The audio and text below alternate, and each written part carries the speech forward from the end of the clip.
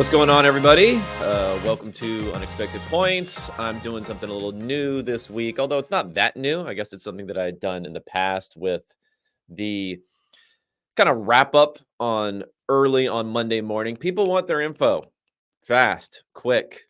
They want to know everything and have their opinions fully formed on Sunday night, probably. I'd be after Sunday Night Football, so I apologize that I couldn't provide that to you because I'm on the East Coast and I like to wake up early.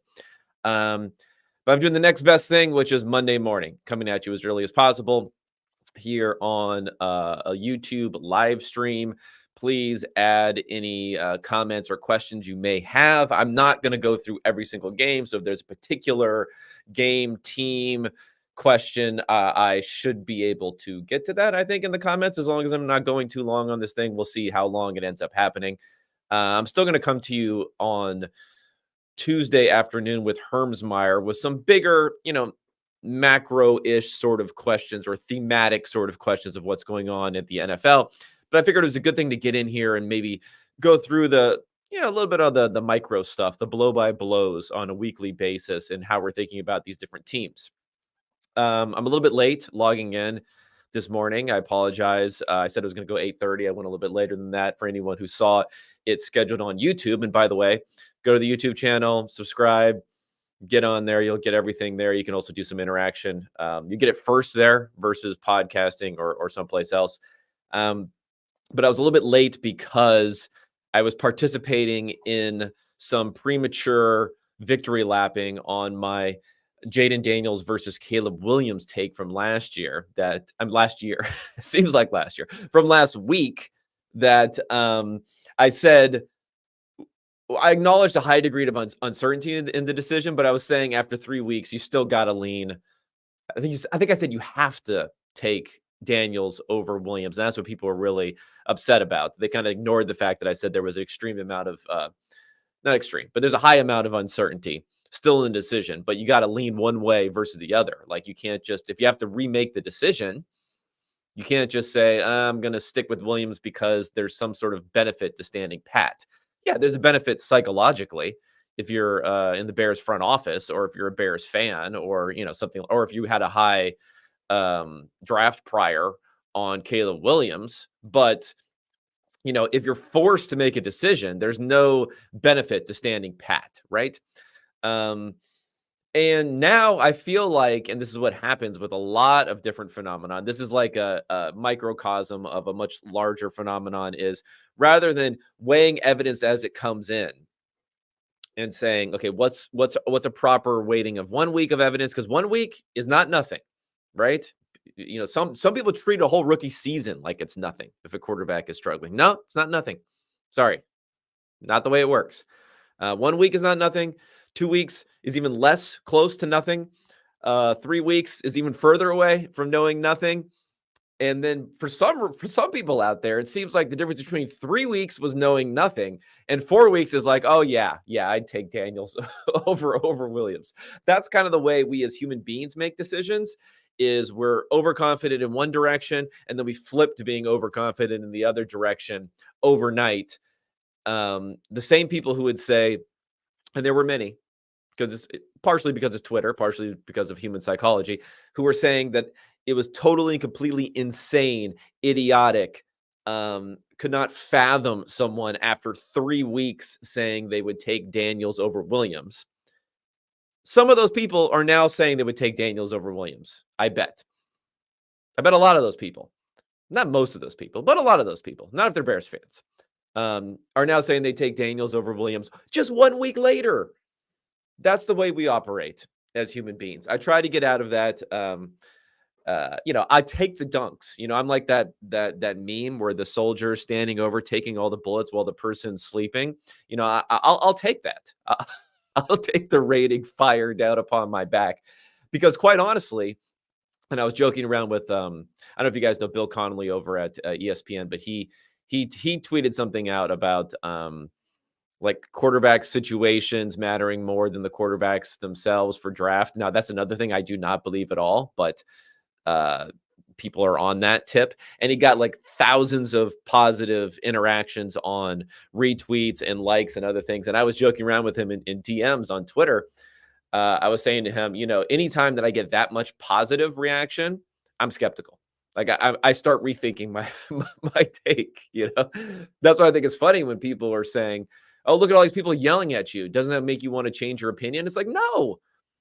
The whole thing I specialize in is trying to find edges that the public does not acknowledge. So if the public disagrees with me, why would that change my opinion? I mean, if there's some thoughtful people who disagree with me, don't get me wrong.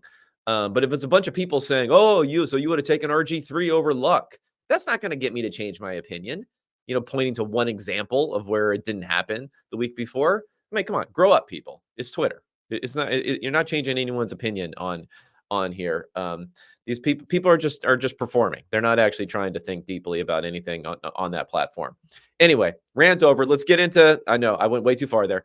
Let's get into week 4. I will start. And again, if you're on YouTube, you can see this a little bit better. Well, actually, I guess you can't see it at all if you're not on YouTube. But I'm going to start by displaying a visualization that I put together and I shared on Twitter about the adjusted scores versus actual scores on the weekend. I don't know if you can see it that well. Let me try to zoom in so people can see it as well as possible, I guess. Okay.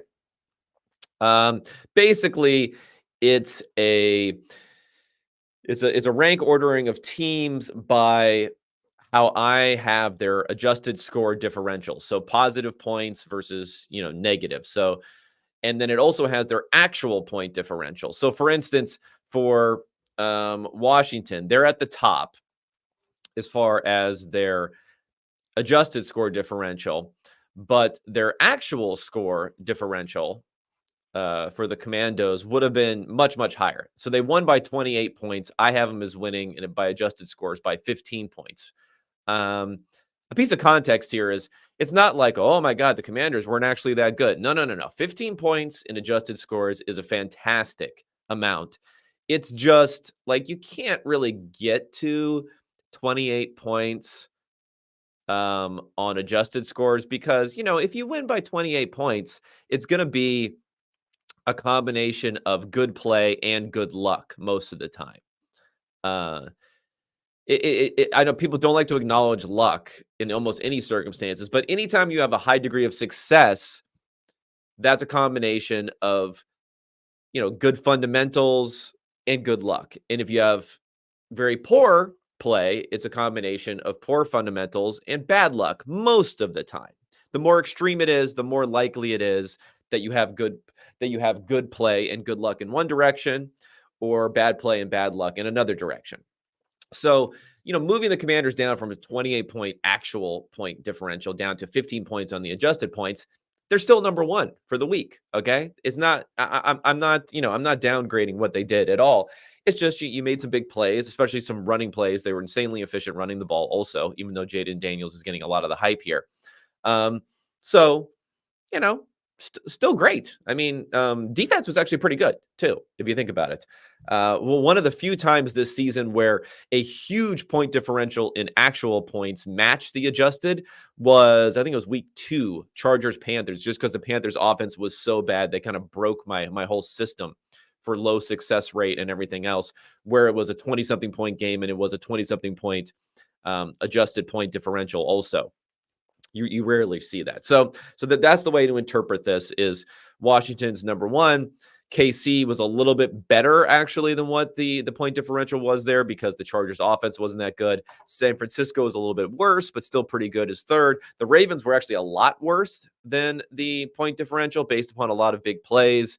I mean, I know it's Derrick Henry, so maybe I need to adjust my model, but 87-yard touchdown runs, not something that's like a sustainable part of most NFL offenses. So things like that get down weighted a bit there. But importantly, and what I think I'm going to focus on in this one, because it has the biggest, maybe like bang for your buck you can get of understanding things a little bit better here, is focusing on those where the result would have actually flipped if it went to the adjusted score versus the actual score here. And the first one is for the New Orleans Saints. Now, they had the sixth best adjusted score differential in this game, yet they lost the game. So that would be one that my adjusted scores at least would really point to and say, hey, they lost by 6, but I'm sorry, they lost by 2, but my adjusted scores say they were 6 points better than their opponent, the Falcons. For those of you who haven't seen, the Substack, this is where I have all the adjusted score stuff. I probably should plug that right up top. Unexpected Points on Substack. Go subscribe. Go support your boy. I will say I did a random search through just the paid subscribers on there. I think I have six different NFL team front offices where there's some member who's on there that I can at least identify. There might be some Gmails in there and some other things where I don't know these people's, these people's email accounts, so I can't really identify them. So 6 different front offices I can identify. One GM, one NFL GM, paid subscriber. One person in an ownership group is a paid subscriber. Although I'll say for the paid subscriber of the ownership group, I looked and they're not viewing anything. They're just like giving me money. They just signed up, and I guess, hey, they're billionaires, right? They just signed up and they're never actually looking at anything, but I appreciate the support nonetheless. For those of you non-billionaires or billionaires listening into this, get on the Substack there. So let's share the write-ups from the weekend. So again, this is from the Substack itself. This is from the early window scores. The first game. So I think it might have actually came through for free on the posts on here. Is the first game according to the ordering of the game IDs in my system was Falcons, New Orleans. So the Falcons were at home. So let me just run through just to give you an idea of why this score is a little bit different. For those who like watched and paid attention to the game, you could probably figure it out. Like, I think this is one that aligns perception wise with what happened. But if you didn't, let me go through it here. Okay. So first off, like, success rate is a big part of the adjusted scores versus the actual scores. It doesn't all go on success rate. Like, I'm giving credit for outlier plays. I'm not saying, oh, Tyreek Hill doesn't exist. Derrick Henry doesn't exist. We're gonna not give them any credit for being fantastically superior athletes who can throw the hammer down on you efficiency wise in big plays much more often than other players. That's not it. But it does say, hey, if a team's putting up a lot of points, but they're not consistently successful on a play-by-play basis, that's probably something that's not sustainable. And vice versa. If a team is very successful on a play-by-play basis, but they haven't been able to score that much, they're probably going to be able to turn things around a little bit. That's all it's saying. So in this particular game, the Saints had a 47% success rate offensively, and that success rate is calculated as saying, do you have positive expected points added on any play? If so, it's a success. If not, it's a failure or not a success. And then the percentage of play. So nearly half of the time they were generating positive EPA on a play-by-play basis, whereas the Falcons were about 38%. So the Saints number is relatively good. It's in the green here versus the rest of the NFL. The Falcons number is kind of like bad, not terrible. And I would say the Saints number is like good, not great. So they kind of fall into those two categories. The normal NFL success rate, especially this year, is like between 40 and 45%. So that's a way of thinking, closer to 40% this year. That's a way of thinking about it. Well, actually, maybe it's a little bit closer to 45%. It's right in the middle between those two. So that's how you think about it. And for those who are tuning in maybe for the first time, EPA per play, if I need to explain that, it's basically looking at the game state before the play. How many points do you expect based upon down, distance, time remaining, field position, all that stuff. And then after the play, you recalculate that, and then you can isolate how much value was added or lost on that specific play. That's how you do it.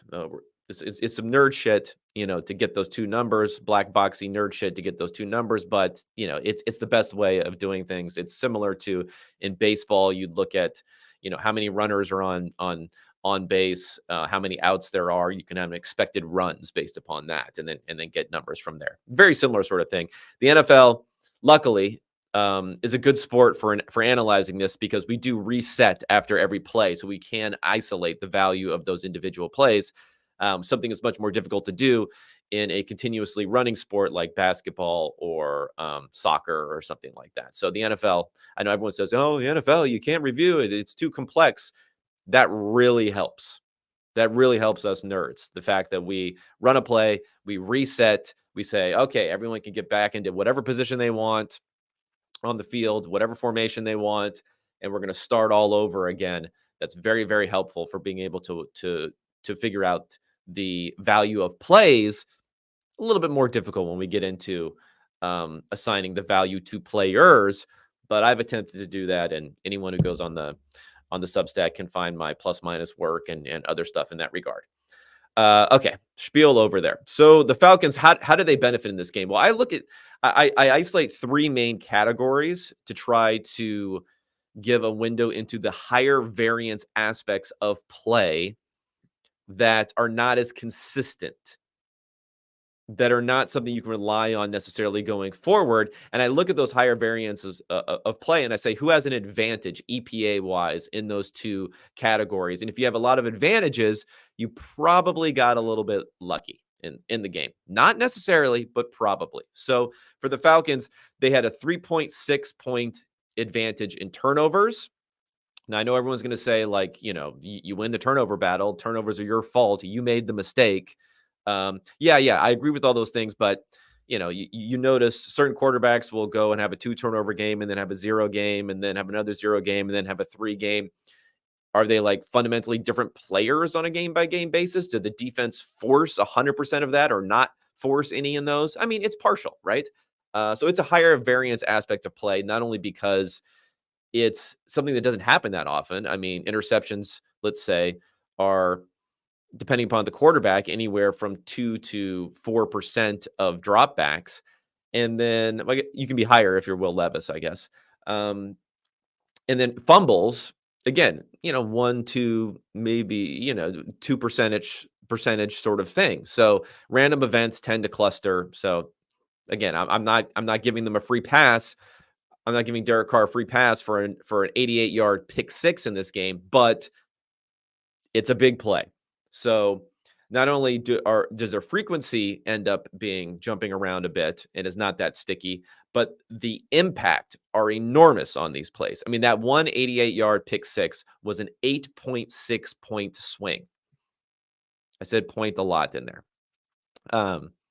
So, I mean, it's huge, because they were in great position to score themselves, and then they give up a score in the other direction all on one play. Massive, massive play. One of the biggest plays of the entire year. I think is in the top 10 for highest impact plays of the year. But it's things like that are difficult to recover from. And yeah, Carr made the mistake. Bad throw. Very pick sixable sort of play when you step in and make a play like that. Even so, you don't expect the Carr to do that on a week in and week out basis. Another thing I look at, which is probably the stickiest thing, so the least, the lower variance of the high variance things, is third and fourth down advantage. I mean, fourth down variance is really high. Often you'll see a play or 2 or 3, depending upon the game, of fourth downs being the most impactful plays in games. So yeah, those are big ones for conversions or not converting, and that's why coaches are reticent to go for it, because they're risky.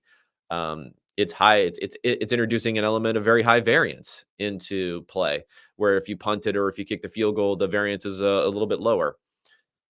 So I have that as part of it, and the Falcons had a 2.3 EPA advantage, which isn't that big, honestly.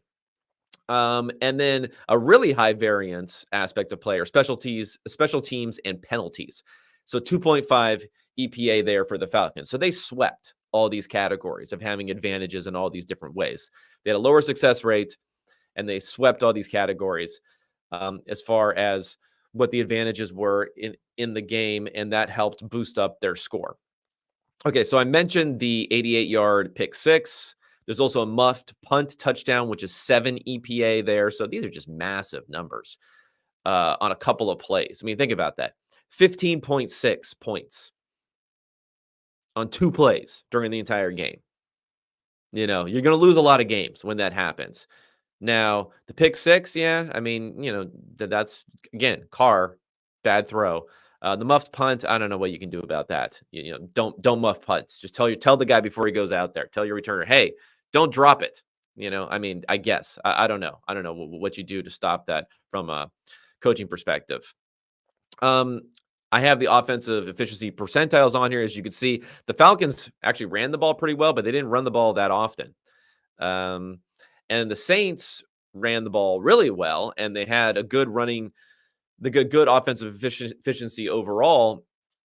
But they ran the ball a lot more than the Falcons. They were, according to my numbers, they were 8% under expectation on their passing rate versus the Falcons being 8% over expectation. So that helped drive some of the overall success rate advantage that they had. And it also helped drive their overall offensive percentile for efficiency was 60 versus 45. Again, if you just look at the offenses and how they play, so this is offenses versus defenses, not looking at special teams, that third element of the game, the Saints had higher EPA than the Falcons. The Saints had positive expected points added on a per play basis. The Falcons were negative. Losing a game where your offense versus their defense is good and their offense versus your defense is not good, you should win a lot of those games. And the Saints didn't win this game. So that's a pretty big signal there. Now, the Saints' offensive production rushing the ball was a bit concentrated here, mostly Taysom Hill. Six runs, 24 yards, 2 touchdowns, 5.1 EPA just from Taysom Hill himself. So weird how the guy has been pretty valuable, honestly. I don't know what his contract is sitting at now, and I know it had some absurd number at one of the re-signs or the restructures or the whatever, but sneaky super high efficient player over his career. I wonder if they could have just gotten the ball more often. Maybe he would have just lost all of his efficiency, but it's something to think about. Now, rushing EPA doesn't necessarily translate into how good you were. I mean, for instance, Tyler Algier in this one had positive 2.7 EPA versus negative 1.3 on low volume for these guys. They each had 8 carries apiece, only 16 carries total, 16 design runs total for the Falcons, who leaned a little bit more heavily on the pass. So Bijan Robinson was negative and Tyler Algier was positive. This moves around a lot based upon, fourth down. If you're running on fourth down, that's going to matter a lot. Third down, if you don't convert third and shorts, it matters a lot. And then second and medium, if you lose yards on those sorts of plays, it's massively negative. So, it's not I think success rate again is a better way of kind of looking at this at running back performance, or looking at overall team performance when it comes to rushing, sometimes even more so than passing, because passing, it almost has an implicit bias towards these explosive plays, whereas running does not. And it could be a handful of plays that really move things around a lot. So if you look at on a success rate basis on this game, yeah, I mean, there's a big difference. Tyler Algier, 75% successful. Bijan Robinson, 25% successful. Bijan did add a little bit of value in the passing game, but not a ton there.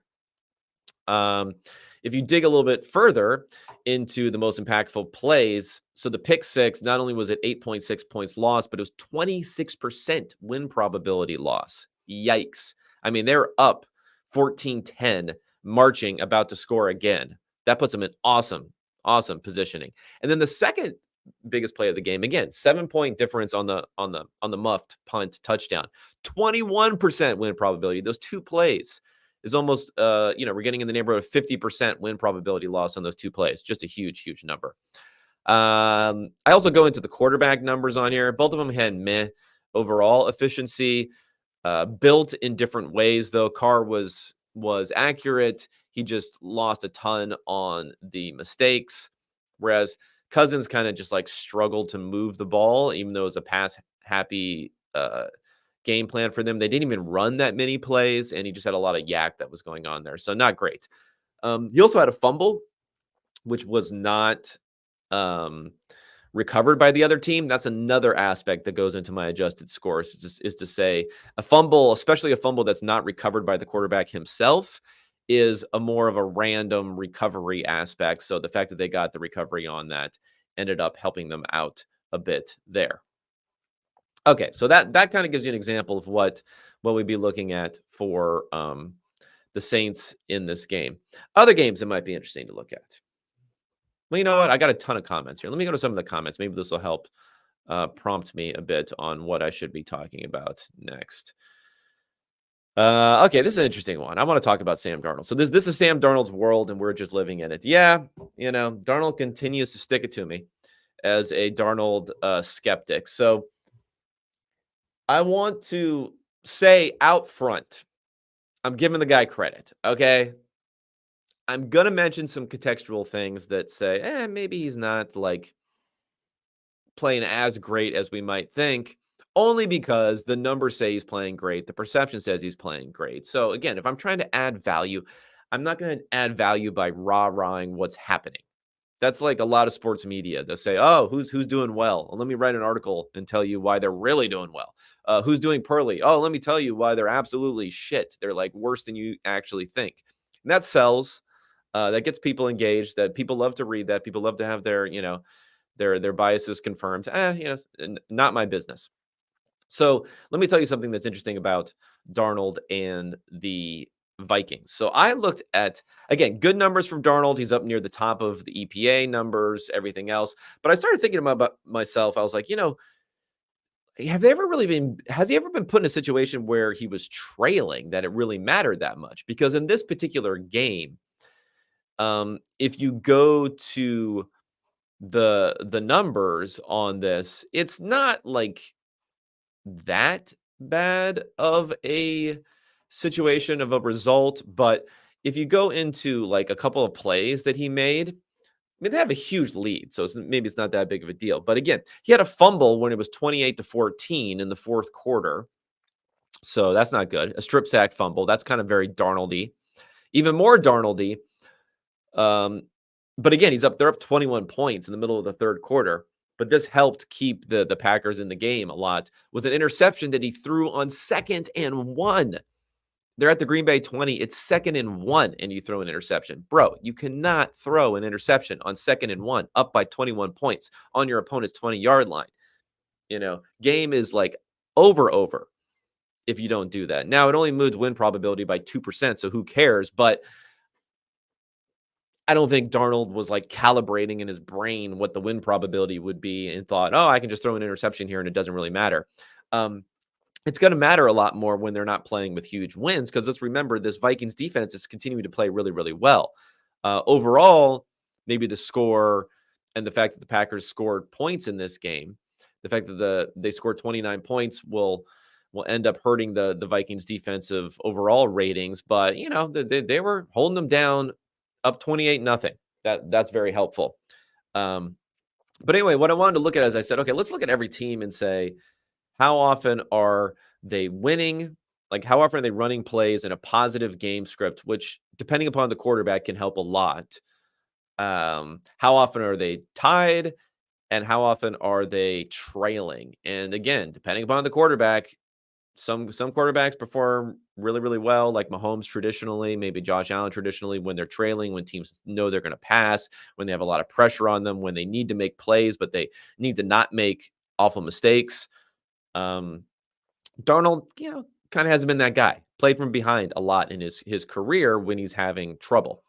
So if you look at the Vikings, it's kind of amazing, honestly, like how often their numbers are versus the rest of the league when it comes to these categories. I mean, they're 4-0, so you'd expect them to be good. But if you look at their plays when leading so far this year, it's 85% of their plays. They have a lead so far this year. 85% of offensive plays. Next closest is the Tampa Bay Buccaneers at 61%. So a massive gap. Because if you move your way down, it goes from 61 to 57 to 56 to 54 to 54. So the difference between 1 and 2 is the same as the difference between 2 and, well, let me look here. Between the difference between 2 and like middle of the NFL. That's how huge it's been for Minnesota playing with leads, where that probably helps Sam Darnold be a little bit more comfortable. Maybe boosting his efficiency a little bit in those situations. Now trailing Minnesota 3% of the time they're trailing. That's it. Only 7 plays they're trailing. That's it on the entire season. The next closest is the Chargers at 16%. Again, huge gap between that. Then you go to 25, 26, 30, and so on. So barely any plays where they're playing from behind this season. So it's just a caveat for Darnold. I'd like to see him do it from behind too. That sounded wrong, but I'd like to see him win some games from coming from behind. That also sounded a little bit wrong. And he hasn't really done that so far. So again, not taking anything away, but let's not plant our flag and say Sam Darnold is fixed. Other guys that we've said are fixed, like Baker has gone up and down, up this last week, so that's good for him. Malik Willis is fixed because of LaFleur. All these guys are fixed because of all these other guys. Well, let's wait and see. Let's wait and see a few more weeks. We have some evidence going back that doesn't necessarily say that's the case. So, we'll see here. Another question here. Macro question. What are your thoughts on O-line play? Seems like we're in the classic 25 fan bases think they have a bottom 5 O-line. Yeah. There's a weird thing when it comes to offensive lines because there's a high perception tied to quarterback play, I would say. So if we're looking at the last few years, I don't know about this year as much because I think Brock Purdy's perception has jumped up. But if you look at the last few years, if you would have said, the PFF grading on the 49ers offensive line is kind of bad for pass blocking, everyone would have gotten upset at that because they think Brock Purdy is not that good and they don't want to give him any extra credit. So you have this weird thing with O-line, and I feel bad for these guys sometimes where fan bases, if they like their quarterback and their quarterback hasn't been doing well, or they don't want anyone taking credit away from their quarterback, will not want to admit when their offensive line has actually been pretty good at pass blocking. They'll want to discount the performance of their own offensive line and say, they're not that great. Have you not been watching? Or if it's Jared Goff, they'll say, oh my God, the offensive line's amazing. It's much better than the numbers. Nerd. Watch the film, nerd. Because it's like this explicit thing that's tied to the quarterback. It's amazing how much quarterback perceptions then drive people's perceptions on other things. Offensive play calling, coaching, weapons, all that sort of thing. It drives so much of it. And O-line is really something that's seen as a derivative of quarterback play. And partially because, quarterbacks are about 60-70% responsible for sacks generally versus offensive lines. Yet we want to put all of that on the offensive line, right? A lot of the time. So, a misperception case there.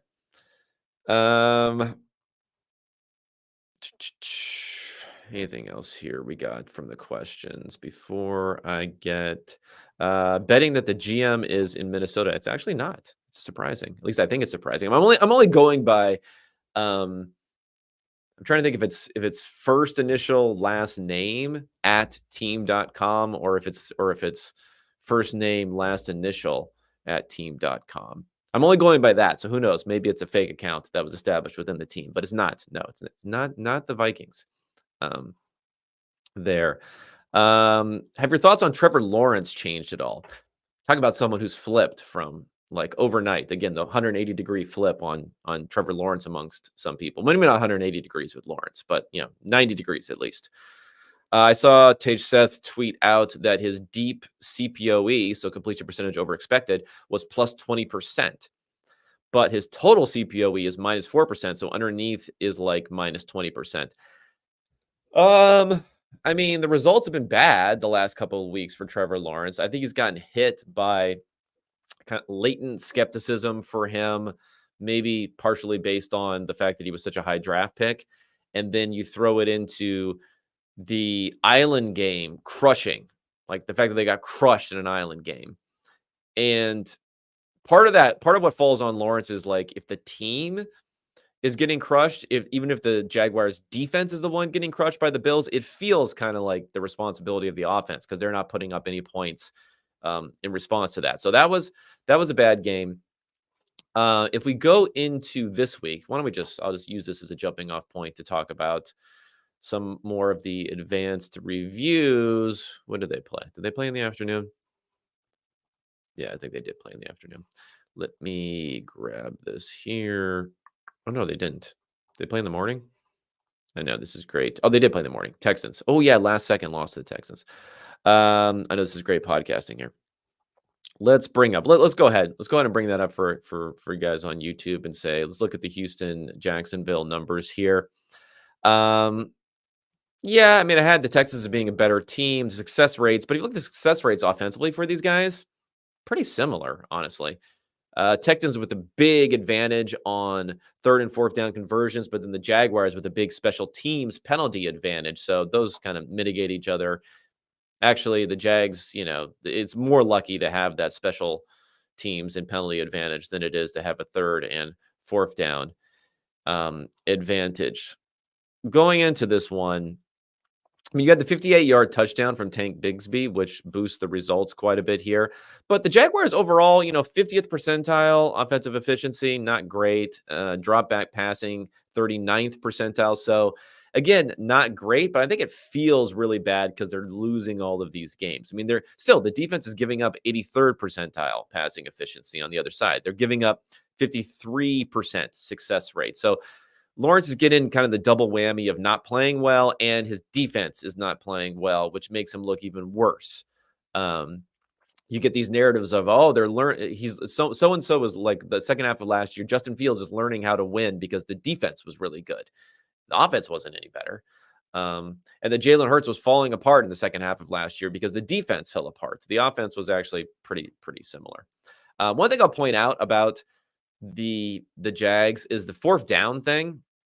So they failed on a 4th and 1 conversion in this game, which is 4.4 negative EPA. That goes on Lawrence. Massive swings.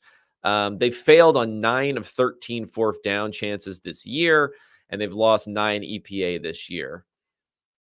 That seems to have an effect, and I feel like it's a multi-year phenomenon. I'd have to look it up. My perception could be off on this, but God, the Jags just seem like they've lost so many games that they should have won or should have won some of them at least. And partially is like, God, bad fourth down plays. I remember that was a fourth down against the Dolphins for sure, where they ran this play that everyone was critiquing the play call, even though the blocking, I think, was just bad by a lot of the players there. So again, it's like this double whammy. He's like Lawrence. They're not winning games, these fourth downs, so it ends up being a bigger deal. But they did benefit from the stuff in this game. They got the 58-yard touchdown from Tank Bigsby, 4.9 EPA. They got the punt recovery, 7.1 EPA, huge numbers there. But then the 4th and 1 failure shows up next, so that helps mitigate a lot of the gains they got from other stuff. In this particular game, Lawrence negative 0.16 EPA. Yeah, not good. More problematic is probably the CPOE that we're seeing here. So he's 7% under expectation. That's what was mentioned in the question. Yeah, that's going to be a bit problematic. I mean, if we look at his numbers versus last year for Lawrence, unfortunately, I don't have right at my fingertips prior years, but let's go ahead and look at versus last year for Lawrence. So yeah, the CPOE was flat last year, a little bit positive. So the inaccuracy thing is not a multi-year phenomenon. It's just this year, really. His ADOT is 10.4 this year, which is really high versus what we're seeing in the NFL. So I don't know if there's something going on there with what they're doing offensively. What's interesting is he has bad EPA, right? He has bad efficiency. It's not interceptions. He is taking a ton of sacks, though, and losing value via sacks. So that's the problem. Interceptions have not been the problem. Fundamentally, just like driving efficiency through plays that are not sacks, not interceptions. Like when the ball leaves his hand, he's barely got positive numbers this year. So, like, if you ignore interceptions and ignore sacks, ignore scrambles, he hasn't done anything this year. So that's definitely disappointing so far. So, yeah, I don't know. Lawrence is coming in for is going to be coming in for some serious heat this week.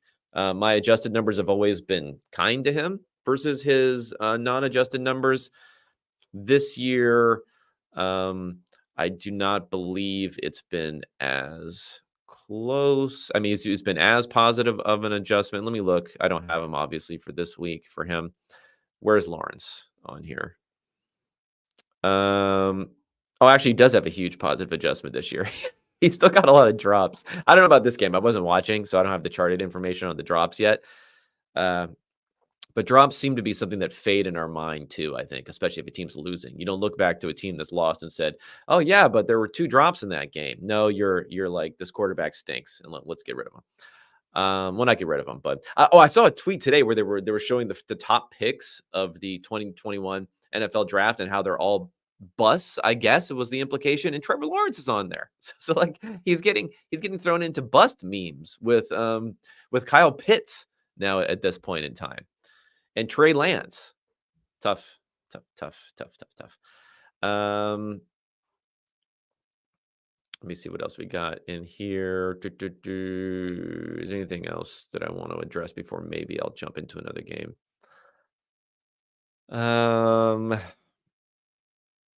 Okay, as a Patriots fan, I'm very confident we have a bottom 5 O-line. Okay, I'll give you that. And that also goes into like, when do you start Drake May? Because I don't know. I think it's next week. But this O-line thing, not great. I mean, the thing is, Jacoby Brissett is talk about another thing that doesn't sound great, but he's a ball holder. You know, he's, he holds that ball a little bit too long. He did pretty well with the Browns last year, but if we look at the numbers that I put together for the first 3 weeks of the season, sacks versus expected. Let me just bring it up so I can see.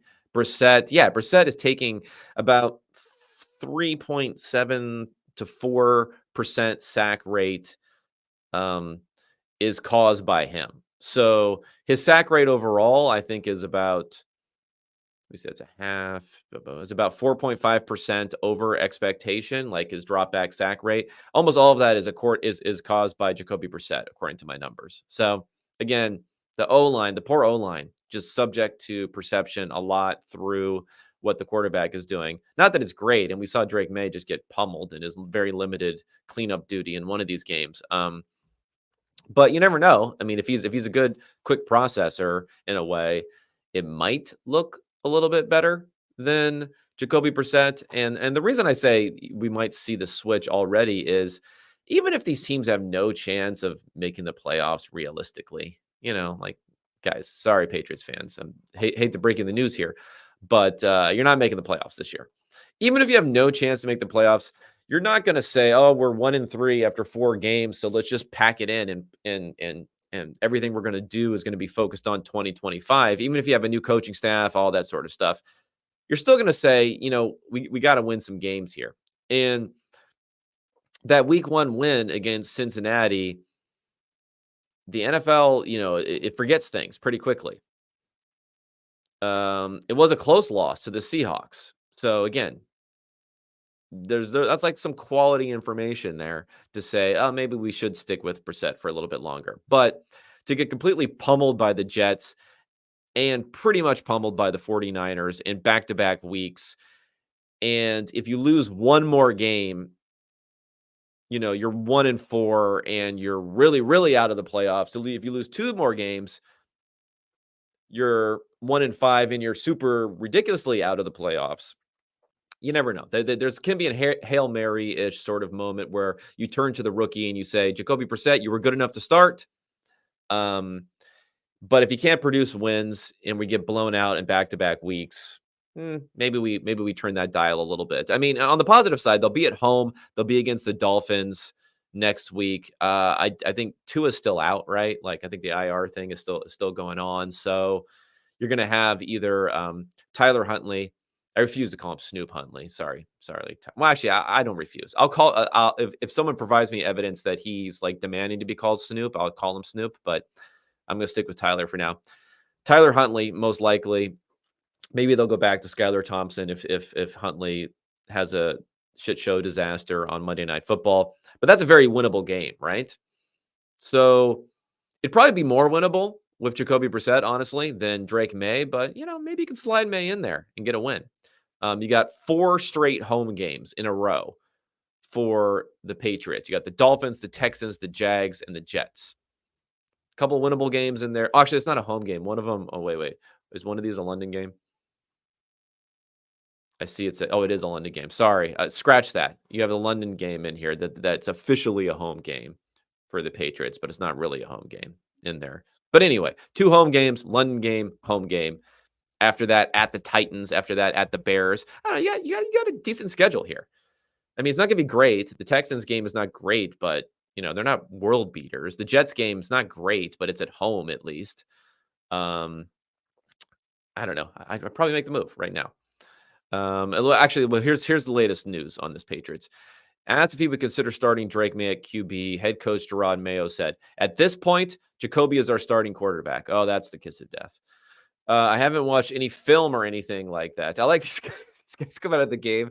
These coaches come out of the game like they were blindfolded the entire game. And I didn't see anything. Couldn't have no idea what went on. Got to check the film, when these guys say they got to check the film, I bet I could build a model which just goes by like quarterback EPA per play over the last 2 games / point differential over the last 2 games / will you be at your schedule over the next 2 games, and could predict whether or not they're going to make a quarterback switch with 95% accuracy. But these guys got to, they got to break down the film. He's been a great leader. Everyone loves Jacoby Brissett, so I don't doubt that at all. I remember even for the Colts, people were like pretty pumped, not pumped about Jacoby Brissett being there instead of Andrew Luck, but they liked him. Long flight back, watch the film. We're always evaluating every single position, blah blah blah. Yeah, I mean he gone probably. If they lose to the Dolphins, obviously next week he's super gone. But it could be happening already.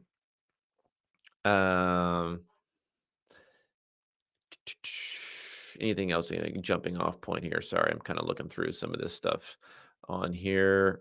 Okay, nothing else that big on here. So let's figure out, well, what other games can we talk about that are of interest that people may have a little bit of a misperception on that happened this week. Bengals barely better than the Panthers. That's not good. Maybe I could talk about that. The Bears winning, although they actually look worse than the Colts in this one. Actually, yeah, it was the Colts. No, wait, who did they play? Why do I have this backwards? Where's the other thing on here for who they played? Wait, why are my numbers messed up here? Let me just look this up real quick to make sure. Oh, the Rams. Yeah, they actually haven't been worse than the Rams on this one. Maybe I can talk about Caleb Williams really fast. Let's talk about Caleb Williams really fast, and then again, I'll take any more questions that you guys have, and then peel out of here. If you want more research, go to unexpectedpoints.substack.com. Okay. Actually, just unexpectedpoints.com. That also works. Okay, so 24-18 have the Rams being 3 points better by the adjusted score. So what happened in this one? Well, Bears defense actually didn't come to play. The offense was okay. So let's give the Bears some credit offensively. 47% success rate, but 52% for the Rams. It looks like there was just a big turnover advantage. And amazingly, like DeAndre Swift did something for the first time. 80th percentile run efficiency for the Bears, 3.4 EPA on 136-yard run by DeAndre Swift. So that helped a lot. And the Rams, their passing game was pretty successful, but the turnovers were killers. You had a Stafford fumble, which is a 5.2 EPA loss, strip sack, 15% win probability loss. You might think when you're looking at these plays, because that happened when the Rams were up 6-0. They're on their own 20-yard line. Presumably, it'd be the first play of the drive if they're at their own 20-yard line. You might look at some of these early plays and be like, oh, it's still early. They give up a touchdown the other way. It's 7-6. Like, it's not that big of a deal.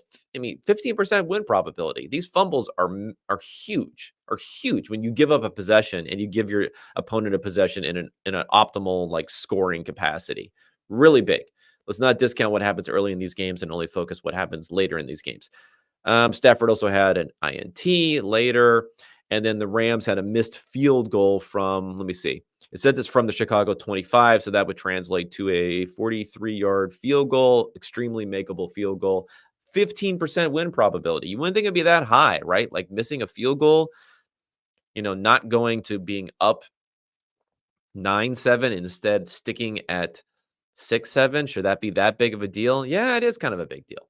You play out all the different scenarios on some teams that are fairly equal for the rest of the game, and being down by a point versus being up by 2 points makes a big difference.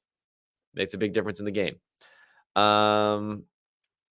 Looks like there was a big penalty, a big pass interference penalty that also helped the Bears in this one.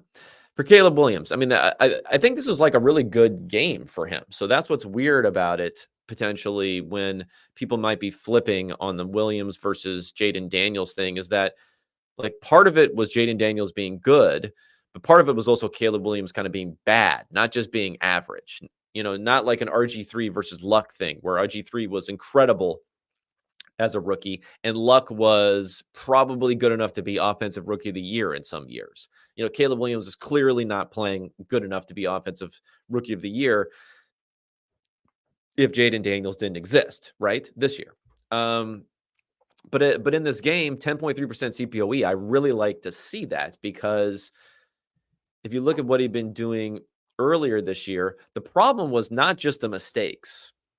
The mistakes are one thing. The problem is not just the mistakes, but it was also being inaccurate. I mean, he's still, 2% under expectation on the year for CPOE, but there's just a ton of negatives too, and not really generating that much in the regular old passing game. So he did all of that. He had pretty good passing EPA, 8.2. He held down the negatives, and he was accurate in this game. So kind of like a good overall game for Caleb Williams in this one. Much better than what we saw so far this year. Although again, the tide may be flipping a bit on how people perceive him. I just see Commanders down here. So does anyone want to talk about Commanders? Should we talk about Jaden Daniels? Let's talk about Jaden Daniels. He's in the zeitgeist, as they like to say, although I don't even know if that's appropriate. So appropriate usage of that term. All right, so let's go to the advanced scores here. A 28-point differential, 15 points by the adjusted scores. A lot of this was piling on at the end, so it doesn't count that much, but it happened. What's interesting in this game is the Cardinals ran the ball 21% over expectation. So they were getting killed, and yet they were still just like running out the clock a little bit in this game. The thing is, though, if you're losing by a lot, your expectation for running is very, very low. So like, how much did they actually run it? Let me look that up, because I actually don't have that at my fingertips. Wow, they actually ran it a lot. They ran it 31 design runs versus 28 passes in a game that they're getting crushed at the end. Interesting. Whereas the Commanders, on the flip side, 39 dropbacks versus 32 runs. So they're still pretty run heavy, but it was higher pass rate than expected because they were winning by so much. 59% success rate, just incredible, really awesome number from the Commanders. So it's not just like outlier plays. It's also the success rates. I mean, they were much, much more successful on third and fourth downs, but that tends to happen when you're just firing on all cylinders. Overall, 98th percentile efficiency, 62nd percentile, so even a higher, 67%, 62% success rate passing the ball, so even better passing the ball versus rushing the ball for the Commanders. Really, really big number there. The Cardinals did have a fumble on a reception, so that's something that, not great. Daniels had a pick, so that was the negative there, but he still just kind of wiped that out with all the positive plays. Jeremy McNichols, I didn't even realize that was a dude that I was like trying to talk myself into in fantasy like 6 years ago or something. Still in the league. Congrats on that, and making some big plays in this game. For someone asking here, do you count scramble as pass or run? It counts as a pass. It counts as a drop back. So that's actually not part of it. The design run, like even the scrambles for Kyler are being counted as dropbacks, and they have fewer dropbacks than they do design runs in this game. I mean, if you're going to nitpick on Daniels, you could say in this one, the 5.8 ADOT, you could say all the completion percentage stuff that you're seeing out there because he was over 90% in this game. And I think he's leading the league right now at like 80 something percent is a little bit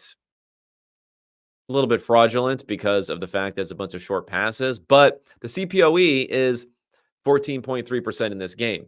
Now, maybe CPOE can't fully capture the fact of how many screens and other stuff are going on here. But what I think it helps with is when you have, data-based ish stuff or observation-based stuff to prove a point that people will use. So like if someone wants to discount what Jaden Daniels is doing this year, they could say, oh, just a bunch of like wide receiver screens and flares and other things like his you could just ignore his completion percentage numbers. Like, let's just ignore that. Throw it away. Of course, what you never do is you never throw away anything. You try to figure out what's the right context and what's the right adjustment to make. You don't say, I don't like Jaden Daniels, so I throw it away. I do like Jaden Daniels, so I fully count it. And that's how most of these arguments happen, right? That's how most stats are just being used poorly in a lot of ways. I mean, don't get me wrong. I know 90% of the people following me on Twitter are doing so they can cherry pick out whatever stats I send out. And when it's positive to their team or negative to their hated rivals, they'll jump all over it versus actually trying to like learn something. Maybe I'm wrong. Maybe it's more like 75-25, but that's just my opinion on what's going on here. So I think we have to do with Daniels, and what helps with these stats like CPOE is you say, oh, he's still 14% above expectation, right? You don't just throw away screens and other things that quarterbacks do, because some quarterbacks throw screens more accurately, give their receivers a nice ball placement so they can run with it more easily. They get it out quicker than some others. They can react faster than some others. When they have options or choice plays where one of the choices is a short pass, if they make that decision fast, they're more likely to have a completion and drive some EPA on those plays. Those things matter. We don't just get rid of them because they're not big time throws. We don't just say, all I care about is big throws, big NFL throws down the field, so I'm going to like overweight the performance of someone like Geno Smith, which is what a lot of people do. He makes great throws down the field, don't get me wrong, but that's not the entire NFL game. So Daniels on the season so far this year is 11% over expectation in his completion percentage. So awesome completion rate, also outperforming, not just completing passes based upon how short they are. What I think is a little bit unsustainable for him so far this year is the fact that he doesn't have any fumbles lost, so that's not going to continue. Only negative 3.5 EPA through now 4 games. I mean, that's not going to continue. That's like 1 interception's worth of EPA. Maybe that's the only interception he has, is the one that he had this game. That's not going to continue. Although Stroud, it kind of continued last year where he got lucky with some dropped interceptions and stuff for the entire year. That's probably not going to continue. Sack EPA minus 12.5 EPA over 4 games. That's not bad. That's decent. That's a sustainable sort of number. But the negatives are going to come up a bit. The rushing and scrambling EPA at 32 through 4 games is a really high number. That's going to come down a bit. But the other stuff looks pretty good. And it's one of these things where even if you say, yeah, a lot of this stuff's going to moderate a bit, at least as a rookie going forward, that just means he's not going to be number one probably in EPA per play for the entire season, because even the fantastic rookie seasons that we've seen recently, whether it's CJ Stroud or Herbert or whoever, we're talking about guys who breach into like start to creep, getting closer and barely into the top 10 in efficiency as a rookie is really, really good. So Jaden Daniels right now is number one in efficiency after Josh Allen fell this last year. I don't think he'll be number one by my adjusted number. I think Brock Purdy will probably be number one. But again, great game, great performance so far for him this season. All right. That was it. I'm just going to do an hour on this. It gives you some flavor for the different reviews. I'm going to talk more big picture issues with Hermsmeyer tomorrow. I know some people would like a game by game sort of thing, but I can't go through and just spit out numbers after numbers after numbers. Go to the site, read the reviews, has my commentary, links to the Google Sheet with all the different metrics. And then following this week, we'll have the Monday night reviews coming out tomorrow. We'll have the power rankings out tomorrow. We'll have the Bayesian updating quarterback rankings out Thursday. We'll have the adjusted quarterback efficiency Wednesday. And then maybe if I feel like something topical, I'll throw that in too. But I appreciate everyone tuning in. Appreciate the support, the Substack. Things are doing really well as far as subscriptions and other things there. So it's been great. Zach Lowe, if you're out there, get on these Substack streets. That's the place to be for smart, intelligent analysis. That's not a loss leader for a huge corporation like ESPN, where it's not really appreciated in the same sort of way. Come join me. Maybe you'll get a few more subscribers that I have so far, but come join me over here. And for everyone else who's tuning in, join me on YouTube tomorrow, and I'll try to get another episode also later this week to review everything. Make it a guest too. People like the guest. Maybe I'll get a guest if I can find someone with a topical sort of thing going on that really fits into whatever conversation is happening later this week, which will possibly just be the same conversations we had the week before. Otherwise, thanks everybody, and I'll be talking at you with Josh Hermsmeyer tomorrow. Take it easy.